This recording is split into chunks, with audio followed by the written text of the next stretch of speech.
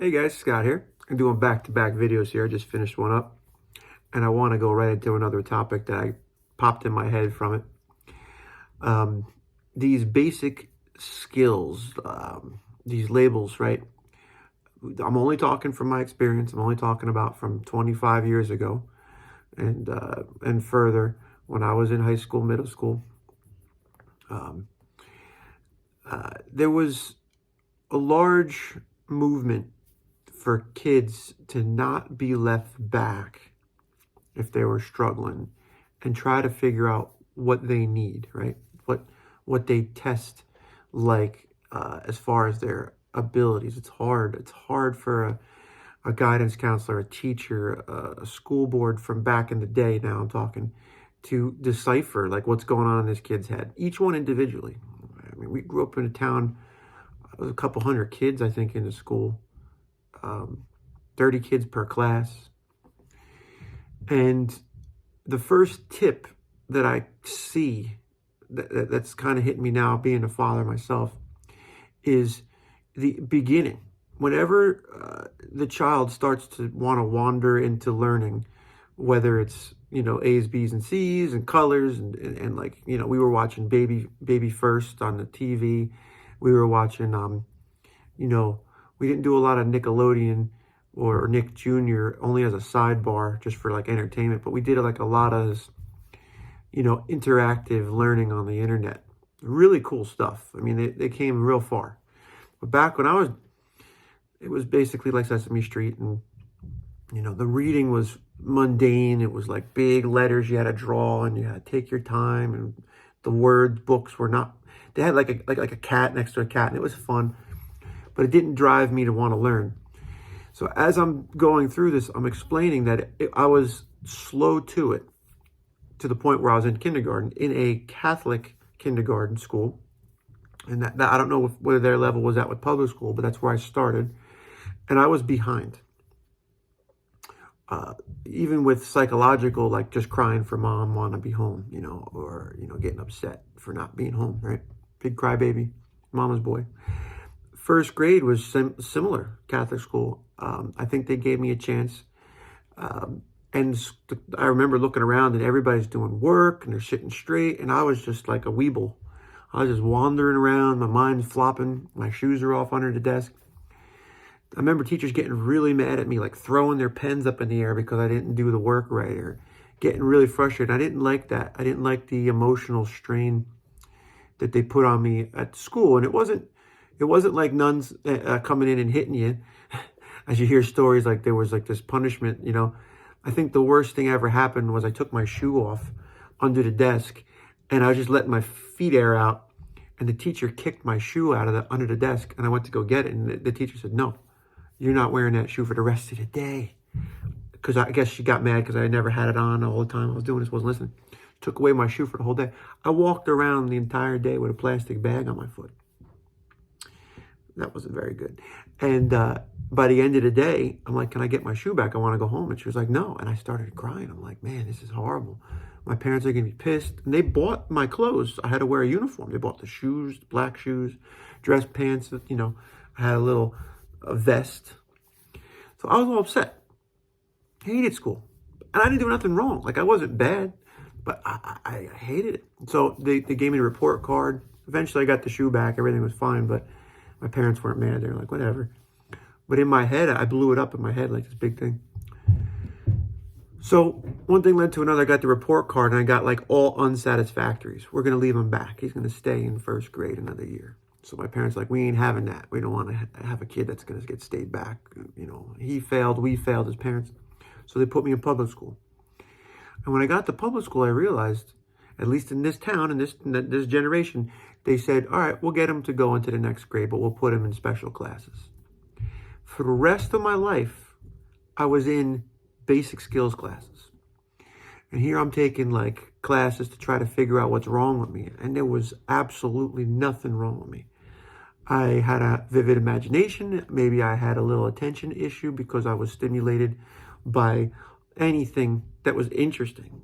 And it's how I am now. But as far as the bookwork was concerned, I didn't find value in reading. I didn't find value in learning these lessons. I didn't like learning about history until later on in life.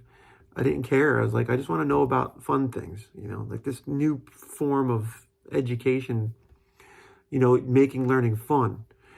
And if you think about it, it's probably how everybody came to want to learn. But maybe they did it in a different mind frame. I was getting forced to learn. So another year goes by, and then another year, and then we take the CATs, California Achievement Tests. And this thing like warped me, man. Like, I got to fill these circles in.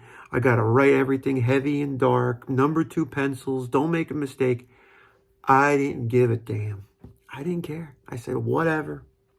I didn't care. Here I'm thinking, like, what is this for? I didn't know. And I probably knew it, but I didn't know.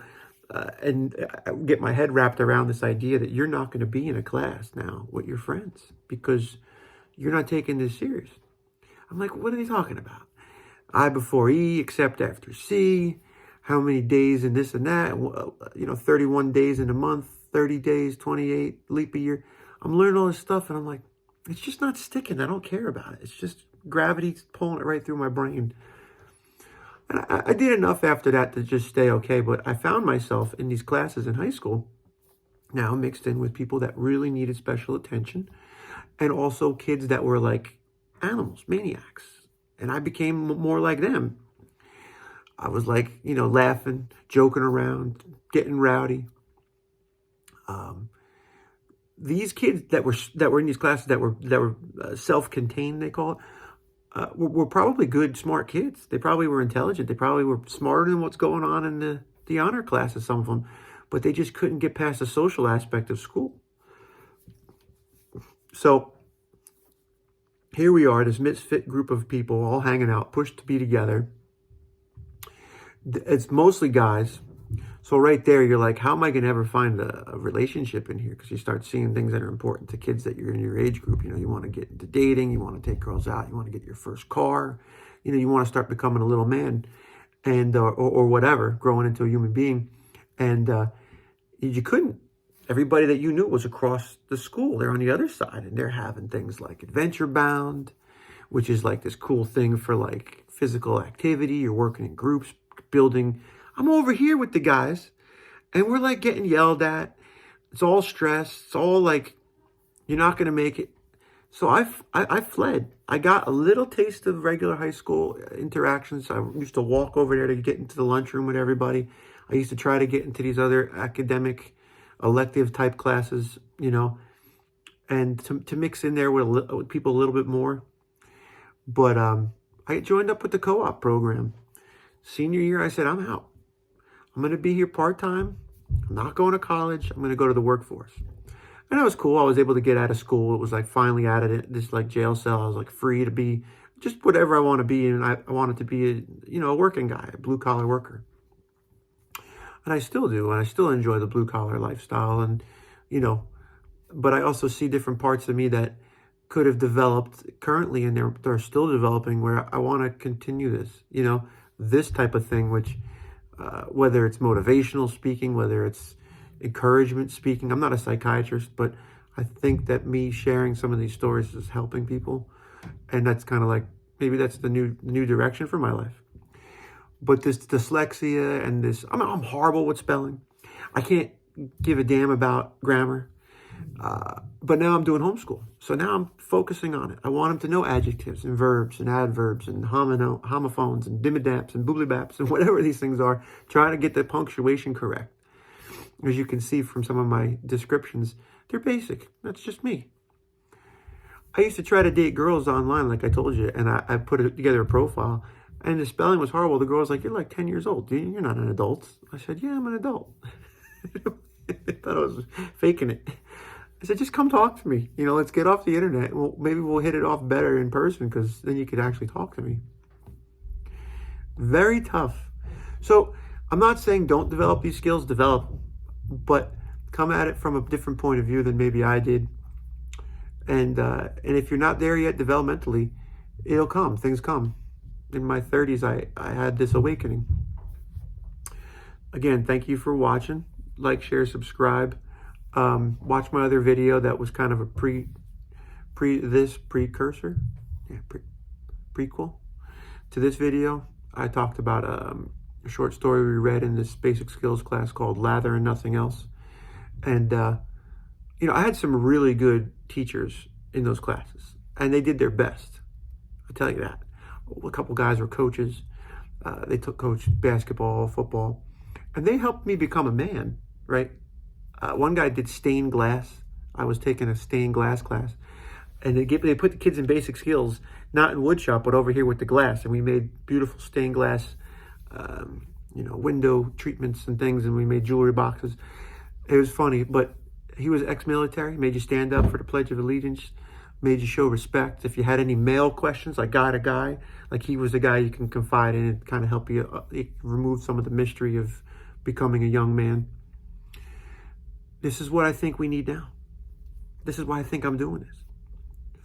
I don't know if we could label it as anything, but I know I'm trying. So if anybody's here want to ask a question, please leave in the comments. Share with somebody that might benefit this. If you have a child that has a learning disability, it's okay. We're all together. We're all going to grow up into the people we're going to be, and let's stay positive during these formative years. Let's stay positive, and let's not get down on ourselves because we're different. Okay, because everybody's different. Thanks for watching.